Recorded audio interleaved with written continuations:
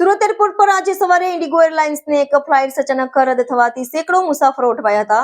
આ ફ્લાઇટ સુરતથી દિલ્હી અને જયપુર જઈ રહી હતી, જેના કારણે મુસાફરોમાં ભારે રોષ ફેલાયો હતો. સુરત એરપોર્ટ પર આજે સવારે ઇન્ડિગો એરલાઇન્સની એક ફ્લાઇટ અચાનક રદ થવાથી સેંકડો મુસાફરો અટવાયા હતા. ટેકનિકલ સમસ્યાના કારણે ફ્લાઇટ કેન્સલ કરાઈ છે. જો કે મુસાફરોએ આક્ષેપ કર્યો કે એરલાઇન્સના કર્મચારીઓ તેમને આ બાબતે કોઈ સંતોષકારક જવાબ અથવા સ્પષ્ટ જવાબ આપતા નથી અને માત્ર ગોળ જવાબો આપે છે.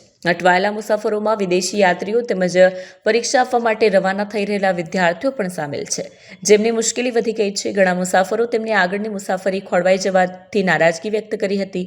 આ બાબતે ઇન્ડિગોના સ્થાનીય મેનેજમેન્ટ કે કર્મચારીઓ તરફથી હજી સુધી સત્તાવાર અને સ્પષ્ટ જવાબ આપવામાં આવી નથી, જેથી પરિસ્થિતિ વધુ તણાવપૂર્ણ બની રહી છે. મુસાફરો હવે વૈકલ્પિક માર્ગો કે રિફંડ માટે તાત્કાલિક હસ્તક્ષેપની માંગ કરી રહ્યા છે.